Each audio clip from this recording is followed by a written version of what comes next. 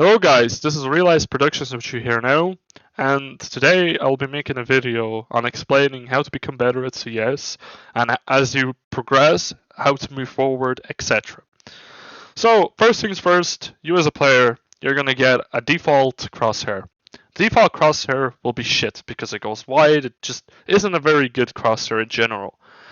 Me personally, the crosshairs I like to play with are just with small 4 dots and a small gap. That's how I play usually. And I personally don't like wide crosshairs, and wide crosshairs are good for close range, but not good for distant range. So small low crosshairs are good for both mid ranges, long ranges, and short ranges. Depending you as a person and how your eyes work, you would probably be playing whatever the fuck you want to play like. I'm only messing. Um, so yeah, first things first, done, basically. Now, bot servers, or aim bot servers, where you kill the bots to become better. You need to learn how to shoot and aim properly, and this is the main thing. Shooting and keeping your crosshair at a level of the head, like he keeps his crosshair. So your crosshair always has to be around here somewhere in the game. Never have your crosshair like this at the body because they won't die very fast. They're gonna die slowly, and you'll need about, depending on what they have, if they have a full Kevlar with helmet, it'll probably take 5 shots, depending on the distance. If it's a close shot, you'll take 4 bullets. Back in CS:GO, it used to be 4 bullets from an M4A1S from any distance. Far distance, close distance, mid range, doesn't matter. They would kill in 4 shots. Now in CS:GO, they've nerfed the M4A1S, and now it's 5 shots from far distance and 4 shots from close distance. So yeah, aim map. Me personally, my advice, like how I do it. So I wake up in the morning, right? I wake up at about 10:30 a.m. Let's say, because that's the last time today I woke up. And I go to shower and I eat. Then I come back to the PC. I open CS. I open an aim map. I get an AK, kill 100 bots with an AK, and swap the weapon. I do about 365 kills. That's like 365 days in a year, and I pretty much start shooting the bots, and I get used to it. Like your aim just adjusts. You do it before playing, but after you finish your aiming routine, grab an M4, start shooting all of them. Grab a M4A4 and start shooting them. Grab a Galil, and pretty much grab a AVP, whatever the weapon you want to train the most. If you're an opper, if you're a rifler, if you're a lurker, depending if you're a I wouldn't be training SMGs, but SMGs are more close quarter combat. So if you're pushing someone, if you're trying to do an eco, a 4 spy, whatever, these are good rounds where you buy an MP9, a Mac 10, or an MP7, which is minus about 30. I would say that 600 a kill technically. SMGs are better because they give you better money. If you do a kill on AK, you get $300. But that's not the case. The case is you need to get your aim sharp. This is very important because if you don't have your aim at a certain standard, you're gonna miss every fucking shot. You need to know how to spray control, and you need to know how to shoot properly. This is the main function of this game. The movement is also very important, and also in some aim maps, especially the one I play with, there's walking, there's running, and then there's sprinting. And there you can be moving A and D and sitting down, and this will learn and train your aim in a way that you'll get better at this game. Now, Scene 7. This is where you need to understand what kind of resolution works for you. If you're an old school gamer and you play CSGO just like me, I play CSGO, you would go for 4x3. And personally, I wouldn't go for 1440, I would go for 1920 x 1480 pixels. This is better.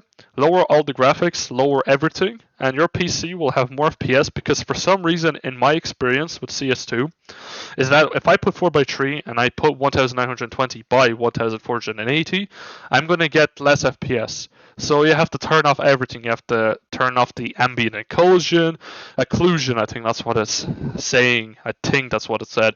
And turn off any of the things that degrade your graphics performance, and you're going to get like 240, 300 FPS guaranteed.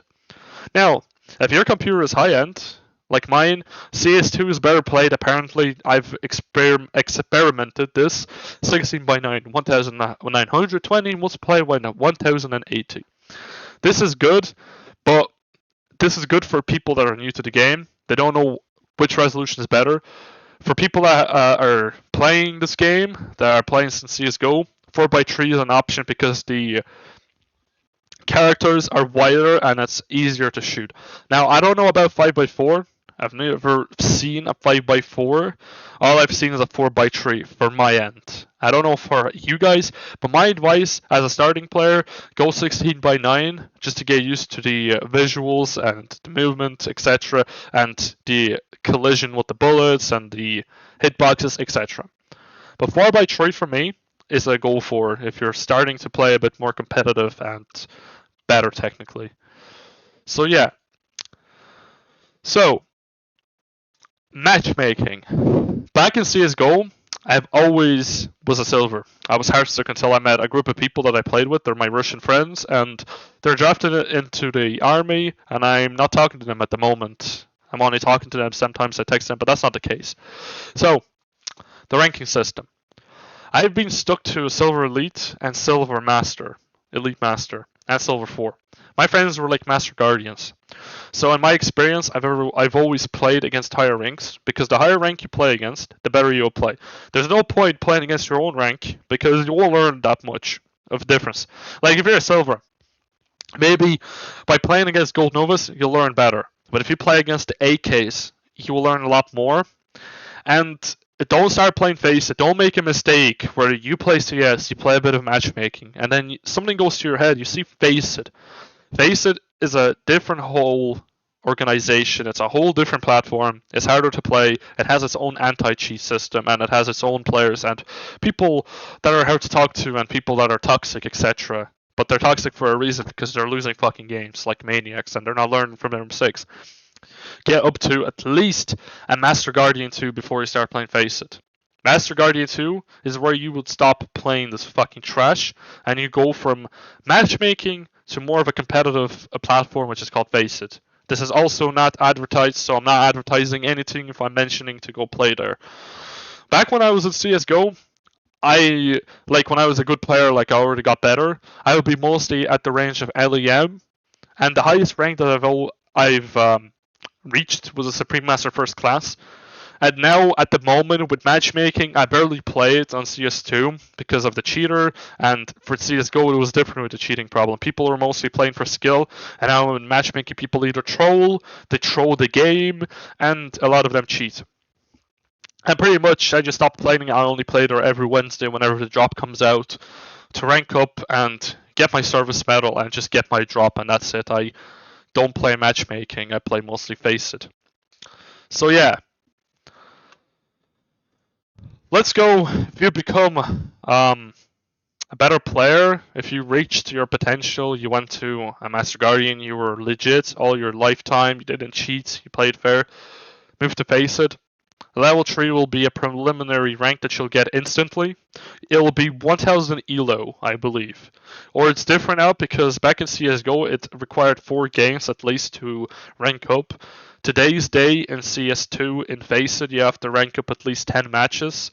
And pretty much when you play Face It, you're gonna get people that are globals in level 4, level 5, level 6, level 7, level 8, level 9, and level 10. You can't really compare them ranks because they're higher than global. And to be honest, you can't compare Face It with matchmaking system because on matchmaking there's a lot of cheaters, a lot of smurfs, and it's not really a reliable source of information and comparison with the ranks between them.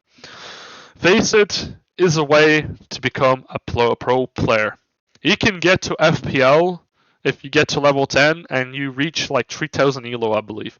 Then you might or might not get an invitation to FPL, or you can also recruit yourself to an FPL. But let's get to the starting point. I was level 3. I remember I dropped to the point where I was level 1, I was 400 ELO. And again, with the same people that I've played matchmaking with that were higher ranked than me, I've played with them on Face It. I reached about level 7 and I stopped playing with them, and I started playing by myself, solo queuing, which is also better than playing with a full stack. In my case, it's just better concentration. You don't get stressed out by your whole team. Your team is not sick and tired of you, or they're not sick of tired of themselves.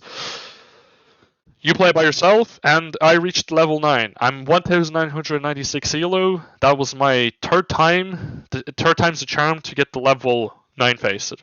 And that's where I started progressing. The 2 times I've got level 9, I was shit at that level 9. I could barely handle it, and I was better on level 8 more than anything. Then I dropped to level 8, and then from level 8 I dropped to level 4. And then again I was playing by myself, I wasn't playing with anyone, I got up to level 9, again I lost it, and then I got it back. My advice for you guys, start off playing Faceit, where you feel like you can play competitively. You're going to also meet people that are toxic in here, and they take the game very seriously. But that's like, in my experience, it's very rare where people take the game serious. Back in CSGO, people took the game serious because they were not mad about the change of this game.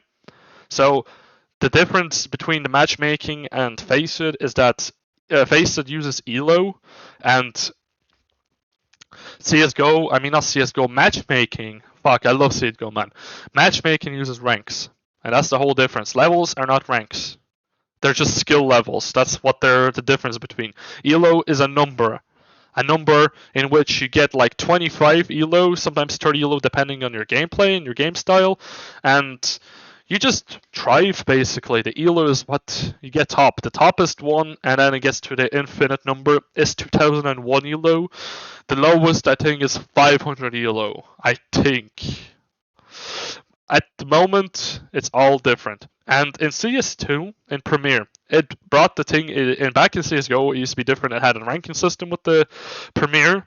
Right now, in CS2, in Premier, they've added an elo, and the highest you can get is 30,000, and basically it's to the infinite number, but there's a lot of cheaters. So if you finish matchmaking with a very good skill, you got your AK, you start playing Faceit, don't go to Premier. Premier is full of shit, full of cheaters, full of spin bots, full of wall hackers, aim hackers, and I'm not saying that Faceit doesn't have cheaters. I've met a spin bot once or twice in CSGO back in Faceit, but that's about it. You won't really get them. They're very rare, but you might get some cheaters that play legit or try to look like they played legit on Faceit. Even the pros were caught in this. And pretty much, yeah, you'll rank up, just keep playing, take breaks, and this will be your decider of whether you're progressing enough in Faceit. So yeah, scene 5, break time. Break time is crucial when you're playing CS. Why is it crucial? Because you'll be tired and you'll always feel like like you're gonna feel desolate inside of yourself. You're gonna feel like, I'm not progressing enough. Maybe you're losing too many games. You've played like one game, you lost that game, and you lost 2 games in a row in that day. Stop playing, take a break, understand what kind of mistakes you're making. Either you're over peaking too much, your aim is a mistake, your nades are a mistake, maybe your positioning is a mistake, your opening duels are not too good, and etc. These are all things you need to take into account for, and then play a bit of matchmaking, again, like I mentioned earlier. Train your aim, play a lot of aimbot servers where the bots stand and you shoot them, and understand maybe the crosshair is a mistake. Take a break for at least maybe a day or 2, because when you play Faceit, there's a thing on Faceit where if you start losing on that particular rank that you're playing, you're going to get ranks that are lower than you in your team and against you. So there is a way to break the system in Faceit. Just don't play for a day and come back to it the next day, and you'll get people your rank, and you'll become better at the game. So break time is very, very crucial and important for you as a CS player, as a player that wants to progress and get higher and higher in rank. And pretty much, yeah, break time, remember guys, important. Because my mistake back in Faceit, that I didn't take breaks. I kept fucking playing and playing and playing, and I was not seeing any progress. So break time really helped me as a CS player. Now, lose streak. This motherfucker makes a lot of people mad and a lot of people tilted, and people are desperate to get to where they are. So you want to prevent this kind of lose streak. And how do you prevent this? So me personally, I made a lot of mistakes. I played games where I was like, I lost one, I'll play another one, I'll play another one. I kept losing and losing and losing, and this is how I ended up as a level 4. This you want to prevent. Take a 1 day or a 2 day break, depending on what you feel like. It's up to you. Stop fucking playing. Take a break, train, understand, like I said, mentioned in the other part, on the other slide. Take a fucking break, don't play. Because you're just gonna go down, you're gonna go down to the drain and into the point where you become a level 1. So you wanna prevent this. And you'll become a better player, you know. It's just you have to learn from your mistakes and understanding that this could be you with the lose streak if you don't progress enough. Yeah, I think that's it basically, yeah. So yeah, in conclusion, to become a better player, you need to understand that you can lose, you can win, and you can lose. You need to give this mentality, an understanding that you can lose and you can win. If you don't lose, you won't win because you won't learn from your mistakes. This is what makes us special as people. Because we learn from our mistakes, we'll fix those mistakes. That's if we want to fix them.